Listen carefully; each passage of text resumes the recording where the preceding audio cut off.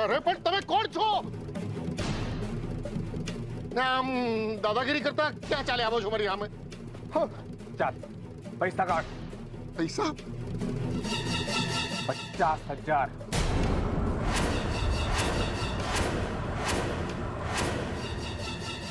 50,000? શેના? તમે લોકો છો કોણ? મતલબ પૈસા જોઈએ ત્યારે વસૂલી ભાઈ, અને ચૂકવવાના આવે ત્યારે તમે કોણ? શું ભાઈ, મેં તમારી પાસેથી કોઈ પૈસા લીધા નથી તો પછી આપવાની વાત ક્યાંથી આવી? અલ્યા આ એમ નહીં માને, અને બતાવી દો આપણો પરચો. જો તમે કાંઈ નહીં કરો, જો તમે આવું કાંઈ નહીં કરો.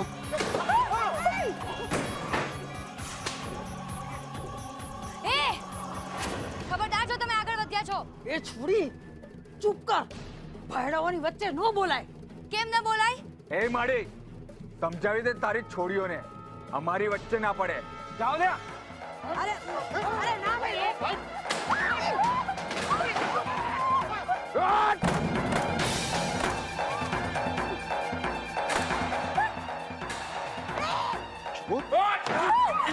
ભાઈ શું કરે? અને હા, કોઈ પણ માણસ વચ્ચે પડતા નહીં, તેના ટાટિયાને માથા ભાંગતા વાર નહીં લાગે. તમે આમ તોડી નાખો બધું, તો આ લોકોની અક્કલ ઠેકાણે આવશે. ખબરદાર જો તમે આગળ વધ્યા છો. અરે ક્યાં જાઓ છો તમે લોકો? અરે રોકાઈ જાઓ કહું છું. અરે ગભરાશો નહીં, હું છું ને. અરે ગભરાશો નહીં, ક્યાં જાઓ છો ભાઈ? અરે પણ શું કરીએ? ચૂપ રહે. આ લોકોની સામે આપણું કાંઈ ન હાલે. પણ આ લોકો અમને હેરાન કરી રહ્યા છે. કીધું ને ચૂપ કર.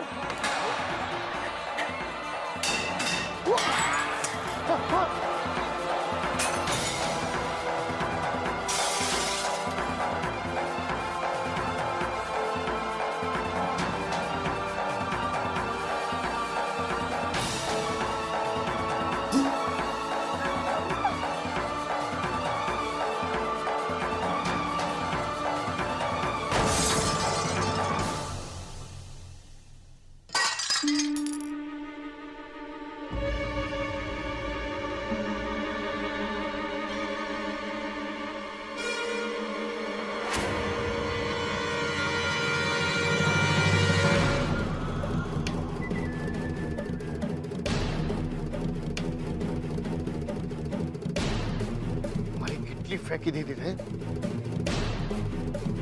25 વર્ષથી મને સાથ આપી રહી હતી.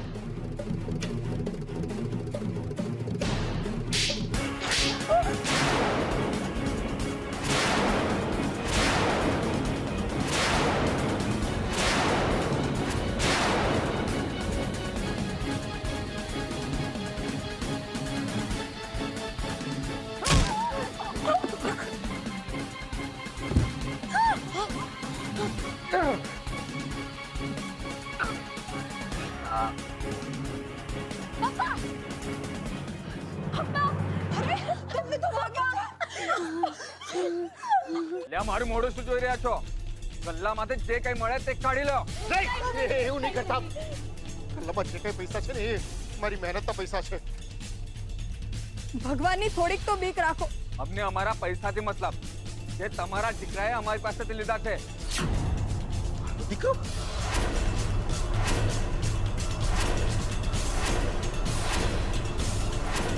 કેવો દીકરો? કોનો દીકરો? મારે કોઈ દીકરો નથી ભાઈ.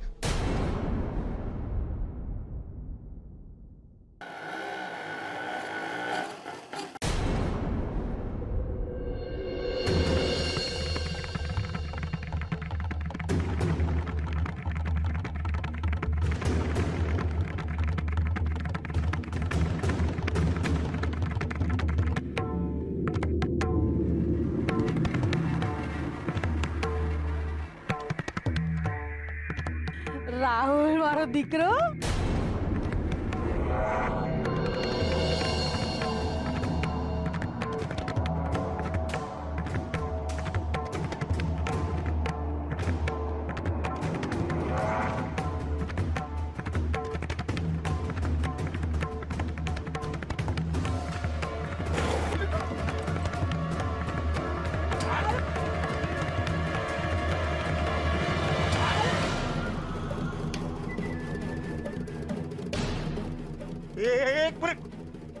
તમે આ મારા દીકરાને ચોરની જેમ કેમ પકડી રાખ્યો છે?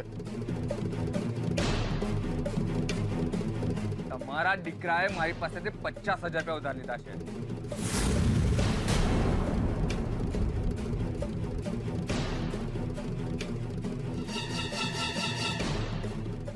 કેમ લ્યા? સાચું કહી દે ને તારા બાપાને કે તે મારી પાસેથી ઉધાર લીધા છે. સોરી વસુલીભાઈ, ભૂલ થઈ ગઈ. હવે નહીં થાય. હવે નહીં થાય? તારા કારણે મોટા ભાઈને આજે માર પડ્યો છે. તો શું થયું? મોટો કાકો છે, ભત્રીજા માટે 2 લાફા પડ્યા તો ખાઈ લીધા. એમાં શું થયું?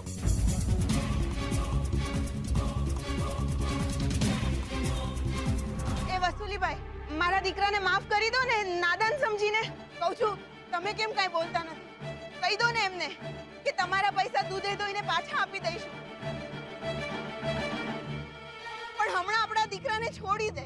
ઓ બેન, અમારા ધંધામાં આપી દઈશું ના હોય. એકવાર મુદત પતે એટલે આપતો. એ વસુલિયા, ટાઢો પડ, ટાઢો પડ.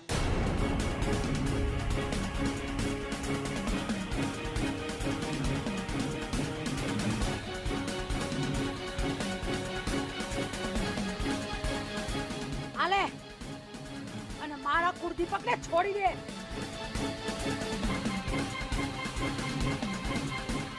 અને સાંભળ, આ હોનાનો અછોડો છે. તારે 50,000 લેવાના છે ને, આના 60 આવશે. બાકીના 10 છે ને એ તારા સાથીદારો વચ્ચે વેચી દેજે. અને બીજું સાંભળતો જા, આજ પછી મારા દીકરા અમે નજર ઊંચી કરીને જોયું છે ને કે ઊંચા અવાજે બોલ્યો છે ને તો તારી ખેર નથી. હવે આમ હામું હું જોવા હાલતી નો થા. ચલો.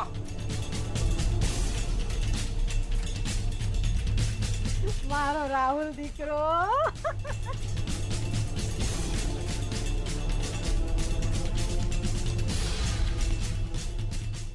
હાલ રાખો, આપણે જતા જઈએ.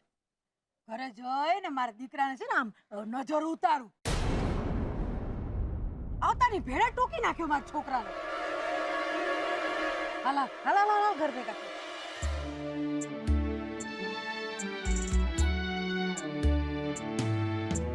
કપરા સંજોગો છે, લાય લાય ધૂપ છે, આંખો સુકાઈ ગઈ, હોઠ સાવ ચૂપ છે.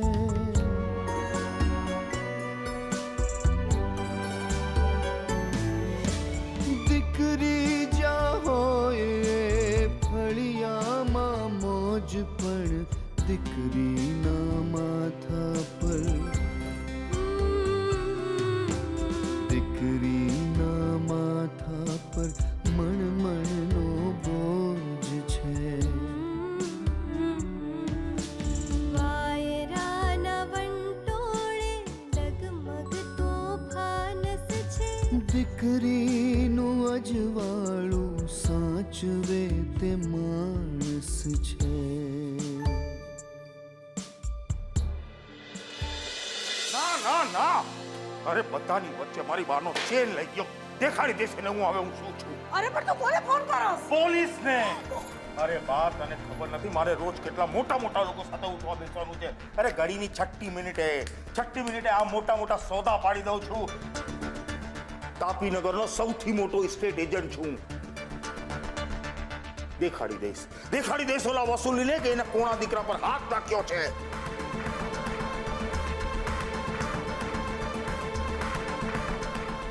હા, હેલો ઇન્સ્પેક્ટર, હું રાઘવ ભટ્ટ બોલું છું. પપ્પા, શું કરો છો?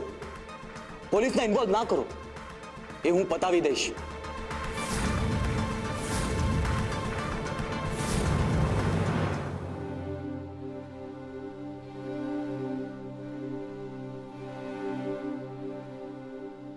લો, દુખાવો મટી જશે. જે દેખાય છે એનો કોઈ દુખાવો છે જ નહીં.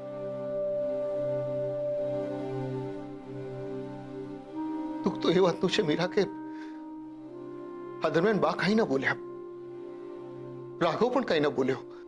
ઘર આંગણે આટલો મોટો પ્રસંગ ખુદ મારા ભત્રીજાએ ઘડીના 6ઠ્ઠા ભાગમાં બધું તહેસ નહેસ કરી નાખ્યું. ભગવાન જાણે આટલા રૂપિયાનું શું કર્યું હશે. મને એ સમજાતું નથી તે જ્યારે માંગ્યા, જેટલા માંગ્યા એટલા રૂપિયા મેં તને પોષતા કર્યા, તેમ છતાં તારે ઉધાર લેવાની જરૂર શી પડી? ને તે પણ આવા મવાલી પાસે.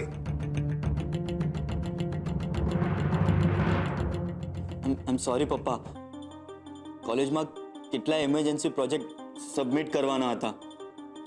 હું તમને ફોન કરું ને તમે પૈસા પહોંચતા કરો, એમાં ઘણો સમય નીકળી જાત અને અધૂરામાં સબમિશનની તારીખ પણ નીકળી જાત, એટલે ઉધાર લેવા પડ્યા.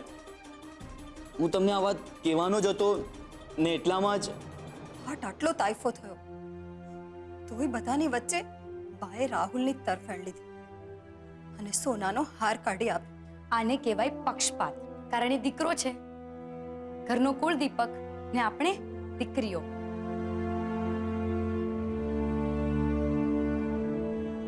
કિંજલની આ વાત સાથે હું સહમત છું. મોહનભાઈ, ગુલાબે મને બધી વાત કરી દીધી. જાણીને ખૂબ જ દુઃખ થયું. એક વાત કહું સાહેબ, આજે તમારો દીકરો હોત ને તો તમારા પડખે ઊભો રહ્યો હોત. ઓ દીનુ કાકા, અમે દોડ્યા જ હતા પણ બાએ અમને પકડી રાખ્યા હતા. બાની આમાની રાખીને એટલે. વિજલ, મેં શું કહ્યું? બા મોટા છે આપણાથી. મને ના ગમે કોઈ મારી બા સામે ઊંચા અવાજમાં વાત કરે. તમારું માન જળવાય એ જ તો મારી સફળતા છે.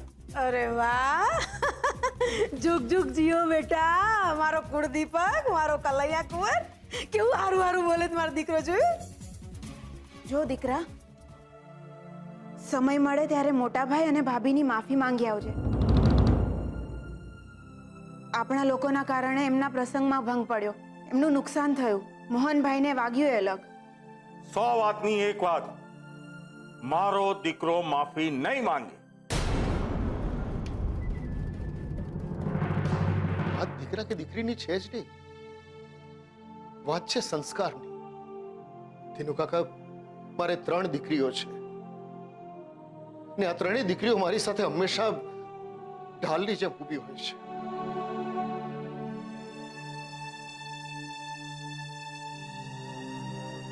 પણ પપ્પા, આટલું બધું થયું તો રાહુલભાઈને કોઈ કાંઈ નહીં કહ્યું.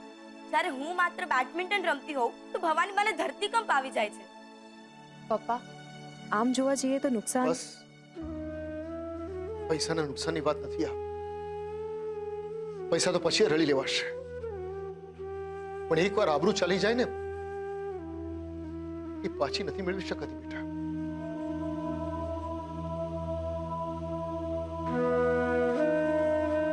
હજી ભવાની ટી સ્ટોલનો જે ફજેતો થયો, એણે 25 વર્ષની કમાયેલી આબરૂ પર પાણી ફેરવી નાખ્યું. આપણા જ લોકોએ આપણી આબરૂના ધજાગરા કર્યા.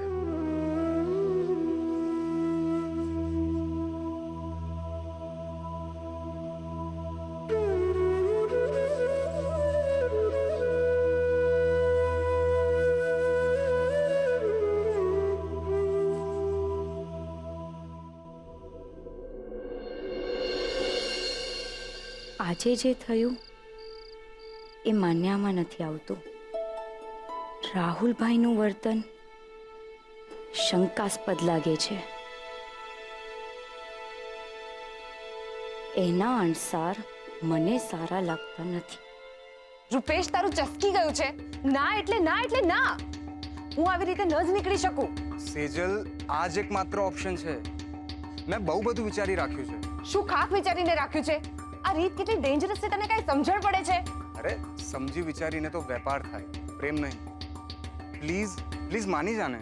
તું છે ને આ બધા ડાયલોગ્સ ફિલ્મો પૂરતા જ રહેવા દે. અને તને ખબર છે આજે ઘરમાં કેટલો મોટો કાંડ થઈ ગયો એ? શું થયું? છોકરાવાળાઓએ તને જોવા આવવાની ના પાડી દીધી? રૂપેશ, તારે તો બસ એકની એક જ વાત કરે. બહુ મારીશ. છોડીશ ને આજે તો રાહુલભાઈનો. બીજલ શું પ્રોબ્લેમ છે? મને છે ને શટલકોકમાં રાહુલભાઈનું મોઢું દેખાય છે. મન થાય છે કે રાકેટથી માર્યા જ કરું એમને. બીજલ, આ મુદ્દા પર આપણી વાત થઈ ચૂકી છે. હવે રિપીટ કરવાની જરૂર નથી. તું હવે શાંતિ રાખ. ઓ સેજલ દીદી, જો તમારે આખી દુનિયાના ટેન્શનો ન ઉકેલવાના હોય ને તો જરા અહીંયા પણ ધ્યાન આપો. બીજલ, મારા માટે બધી જ પ્રોબ્લેમ્સ માત્ર એક રાહુલ નથી, બીજા પણ મારા કેટલાક અંગત પ્રશ્નો છે. શું વાત છે સેજલ? કેમ આટલી અકળાયેલી છે? સવારથી તું તારા ફોનમાં લાગેલી છે. કઈ સિક્રેટ છે? સિક્રેટ? My foot. તને આ લગ્ન બાબતે તો કોઈ પ્રોબ્લેમ નથી ને? કોને જાણવામાં રસ છે કે મારા મનમાં શું ચાલે છે?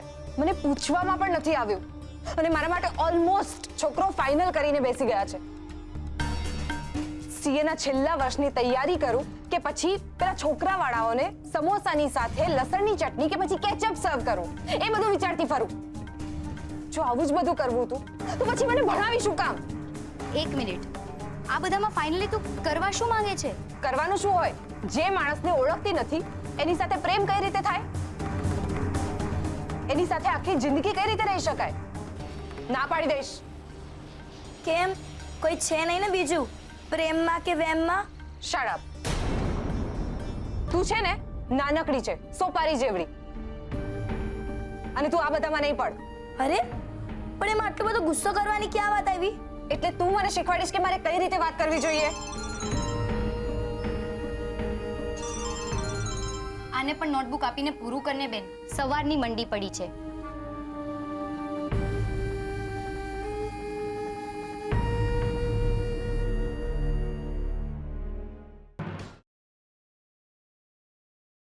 દૂધ?